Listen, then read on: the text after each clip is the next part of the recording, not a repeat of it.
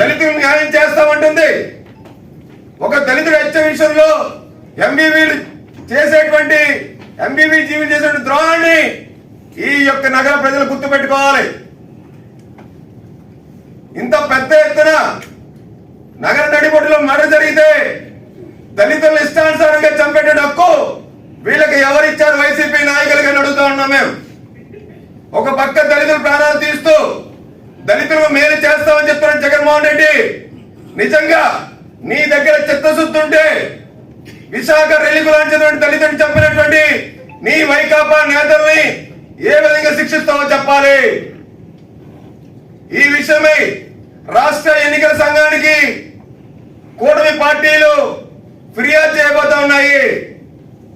ఇప్పటికే దళితుడిని శిరోమండం చేసినటువంటి తోట త్రిమూర్తుల్ని టికెట్ ఇచ్చి దళితుడిని హింసించిన వాళ్ళకి నా పార్టీలో చోటని చెప్పి గర్వంగా చెప్పాడు జగన్మోహన్ రెడ్డి. అంటే దళితులను హత్య చేసి ఇంటికి పాసులు పంపించి డోర్ డెలివరీ చేసేటువంటి వ్యక్తులకి, దళితులు చంపేటువంటి వ్యక్తులకి, దళితుల మీద దాడి చేసేటువంటి వ్యక్తులకి, దళిత జాతికి వారు అన్యాయం చేస్తున్న జగన్మోహన్ రెడ్డి ఈ రాష్ట్రంలో దళిత ద్రోహిగా మిగిలిపోతాడు. దళితులందరూ ఏకమయ్యి ఇప్పటికైనా సరే జనసేన, టీడీపీ, బీజేపీ పార్టీలు న్యాయ పోరాటం చేయబోతున్న ఈ అంశం మీద. ఏదైతే నిందితురాల్ని, వైసీపీ నాయకురాల్ని ఇప్పటికే అరెస్ట్ చేయకుండా ఏదైతే తాత్సారం చేస్తున్నారో పోలీసులు కనుక తక్షణమే A1 ముద్దాయి అయినటువంటి ఆ యొక్క నిందితురాలను కనుక, వైసీపీ నాయకురాలు కనుక అరెస్ట్ చేయకపోతే ఖచ్చితంగా హైకోర్టు న్యాయస్థానాన్ని ఆశ్రయిస్తాం. జాతీయ ఎస్సీ కమిషన్ ని ఫిర్యాదు చేసి ఖచ్చితంగా ఈ కుటుంబానికి అండగా మేము నిలుస్తాం.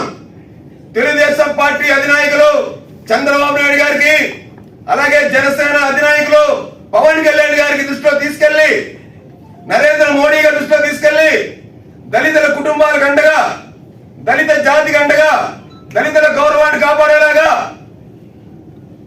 రెల్లి కులానికి చెందినటువంటి ఈ యొక్క ఎవరైతే చనిపోయిన వ్యక్తి ఎవరైతే ఉన్నారో వీళ్ళకి అండగా రేపు పవన్ కళ్యాణ్ గారు రానున్నప్పుడు అండగా నిలిచేలాగా, న్యాయం జరిగేలాగా మొట్టమొదటి నుంచి కూడా పవన్ కళ్యాణ్, జనసేనాని పవన్ కళ్యాణ్ గారు రెల్లి కులస్తుల్ని ఆప్యాయంగా, ప్రేమగా, అభిమానంగా చూసేటువంటి వ్యక్తి.